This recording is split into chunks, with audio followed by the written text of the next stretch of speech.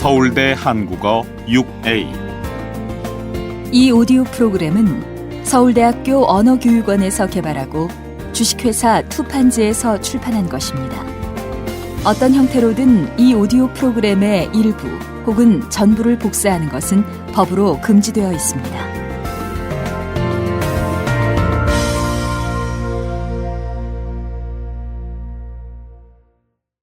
사람들은 보통 취업을 하면서 본격적인 조직 생활을 경험하게 된다.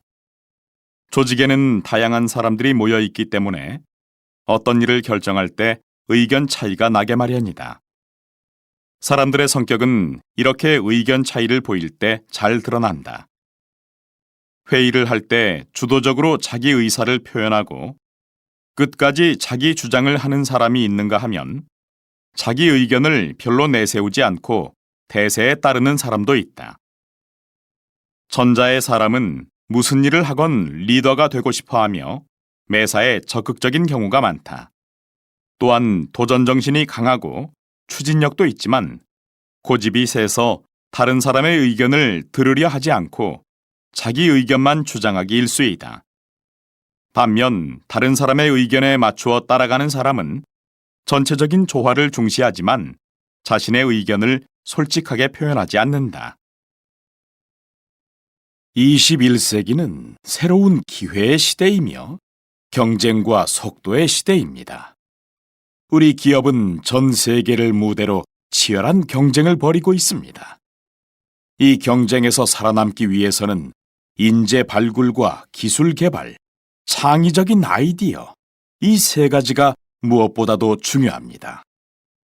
그 중에서도 인재 발굴이 가장 중요한데 세계 인류 기업들과 경쟁해서 이기려면 우수한 인재 확보가 관건이기 때문입니다.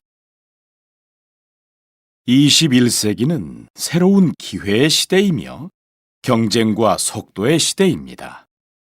우리 기업은 전 세계를 무대로 치열한 경쟁을 벌이고 있습니다. 이 경쟁에서 살아남기 위해서는 인재 발굴과 기술 개발, 창의적인 아이디어, 이 세 가지가 무엇보다도 중요합니다. 그 중에서도 인재 발굴이 가장 중요한데 세계 인류 기업들과 경쟁해서 이기려면 우수한 인재 확보가 관건이기 때문입니다. 저는 회사가 문을 연 1957년부터 공채를 시작했고 그때부터 지금까지 일일이 직접 면접을 하고 있습니다. 이제는 회사의 규모가 커져서 면접을 하는 것이 아주 힘든 일이 되었지만 우리 회사에 필요한 인재를 뽑는 것이 중요하다고 생각해 아직까지도 직접 면접장에 들어갑니다. 저는 도전 정신과 책임감이 강한 사람, 추진력이 있고 리더십이 있는 사람을 선호합니다. 이런 사람을 중점적으로 채용해 기업의 인재로 키우면 회사가 더욱 성장할 수 있을 거라고 생각합니다. 우리 회사는 2007년부터 천재 경영을 원칙으로 삼고 있습니다. 여기서 천재란 팔방미인형 인재로 놀기도 잘 놀고 공부도 잘하고 일도 효율적으로 잘하는 사람입니다. 이런 사람은 무슨 일을 하건 자신의 잠재력과 능력을 최대한 발휘할 수 있습니다.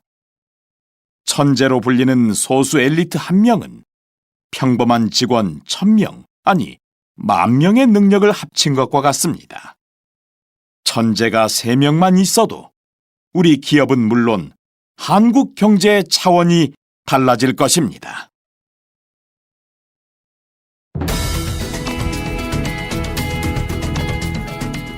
기업인과의 대담 두 번째 시간입니다. 오늘 이 시간에는 한국의 대표 기업인 고려건설의 김민숙 회장님을 모시고 의견을 들어보려고 합니다. 회장님 안녕하십니까? 네, 안녕하십니까? 귀한 시간 내주셔서 감사합니다.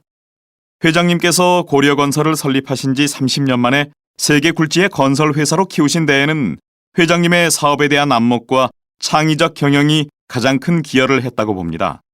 그 외에 회사 발전에 기여한 것으로는 무엇이 있을까요? 뭐니 해도 우리 회사 직원들이지요.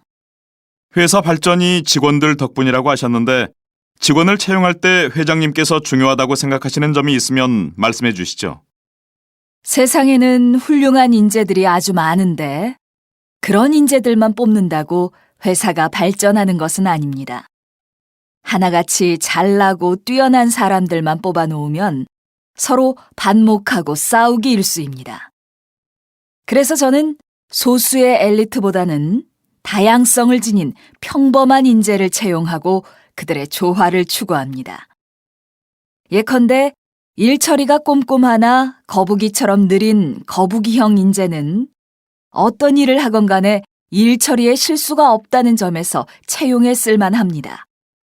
일 처리가 빠르지만 실수가 많은 토끼형은 창의적이라는 점에서 채용에 쓸만합니다. 사회는 다양한 인재가 모여 조화 속에서 자신의 장점을 발휘할 때 발전하게 됩니다. 회사도 일반 사회와 같아서 잘난 사람, 못난 사람이 서로 부족한 부분을 채우면서 어울려 살아가는 것입니다. 인재도 회사라는 사회 안에서 자신의 강점은 최대한 발휘하고 부족한 부분은 다른 사람에게 도움을 받으며 성장한다는 말씀이시군요. 네, 그렇습니다. 모든 면에서 잘난 사람도 없고 못난 사람도 없습니다. 우리 회사의 인재들도 원만한 대인관계를 통해서 서로 부족한 면을 채워나가고 있습니다. 이것이 천천히 그러나 꾸준하게 발전할 수 있었던 우리 회사만의 경영 비결이자 인재 경영법입니다. 인류 기업으로 성장하기 위해서는 인재들 사이의 친화력과 조화가 가장 큰 덕목이며 기업 발전의 밑거름이 된다고 생각합니다. 그럼 도전 정신과 승부욕이 강해서 매사에 자기 중심적이고 앞만 보고 달리는 경주마형 인재는 회장님 회사에 필요 없을까요? 연예인 사생활 보호 어디까지?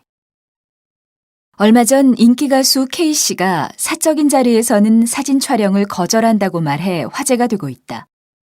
사생활에 대한 연예인들의 생각을 들어봤다.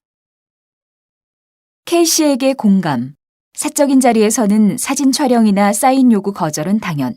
영화배우 L씨. 연예인의 수입에는 대중의 호기심도 호기심이려니와 팬들을 만족시키는 값도 포함돼 있으므로 어느 정도 사생활 침해는 감수해야. 개그맨 H씨. 연예인은 대중의 관심과 사랑을 먹고 사는 존재. 사생활 침해는 참아야. 탤런트 P씨. 연예인이 대중의 관심을 받는다 손치더라도 일터가 아닌 사적인 자리에서까지 사생활 침해를 참아야 할 이유 없어. 가수 K씨.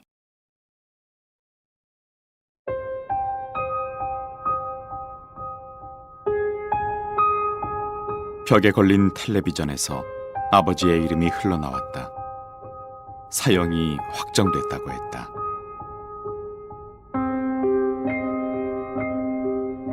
사형 확정 판결 소식은 내 희망을 앗아갔다. 다음 날 오후 내 앞으로 날아든 우편물은 마지막 자존심을 조각냈다. 발신인을 알 수 없는 갈색 봉투 안에 선데이 매거진이라는 주간지가 들어있었다. 그날 아침 발행된 것으로 사진 한 장이 일면 전체를 차지하고 있었다. 입을 꾹 다물고 카메라를 돌아보는 소년의 사진이었다. 모자이크가 없었으므로 누군지 알아보는데 크게 힘들지 않았다. 나였다. SC 경찰서에서 카메라 플래시를 받으며 서 있던 12살의 나. 다음 페이지엔 세령호의 재앙이라는 제목의 특집 기사가 10쪽에 걸쳐 실려 있었다. 판결문 전문이 실리고 세령호 사건을 재구성한 기록이 뒤를 이었다. 아버지의 어린 시절, 20여 년에 걸친 야구 선수 생활, 은퇴 후 직장 생활까지 조명했으니 평전이라 부를 수도 있겠다. 기사 중간중간에는 현장 검증 사진이 들어갔다.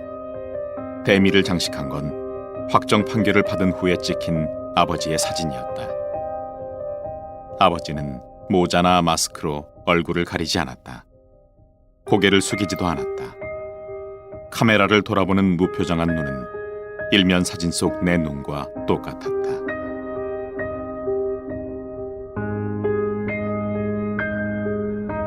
나는 중학교를 졸업하지 못했다. 12번의 전학 끝에 자퇴해 검정고시로 고등학교에 들어갔다. 고등학교 4학기 동안엔 9번 전학을 했다. 신분이 알려지는 방식은 늘 같았다. 선데이 매거진과 나에 대한 기사의 복사본이 학교와 학부모회와 반아이들, 집주인과 이웃집으로 동시 배포됐다.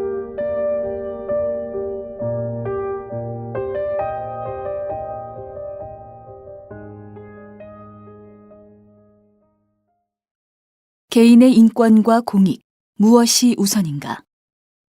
최근 일상생활에서 개인이 하루 평균 83회 CCTV에 찍힌다는 다소 충격적인 보도가 있었다. 이 뉴스를 접한 시민들은 CCTV의 사생활 침해를 우려하고 있다. CCTV가 범죄 예방을 위해 꼭 필요하다 손치더라도 지나치게 개인의 사생활을 엿보고 있는 것이 아니냐는 것이다. 우리 사회가 복잡해짐에 따라 이처럼 개인의 인권과 공익이 충돌하는 경우는 필연적으로 발생할 수밖에 없다. 얼마 전 연쇄살인 사건의 현장 검증에서 시민들은 살인범의 얼굴을 공개하라고 요구했다. 그러나 이러한 시민들의 요구에 반대하는 목소리도 있다. 만약 흉악범의 얼굴과 사진이 공개되면 범인의 인권도 인권이려니와 그 가족들의 인권도 침해될 수 있으므로 얼굴을 공개해서는 안 된다는 것이다. 정부는 성폭력 범죄자의 신상 정보를 인터넷에 공개할 뿐만 아니라 이웃 주민들에게 우편으로 알려주는 제도를 시행하고 있다.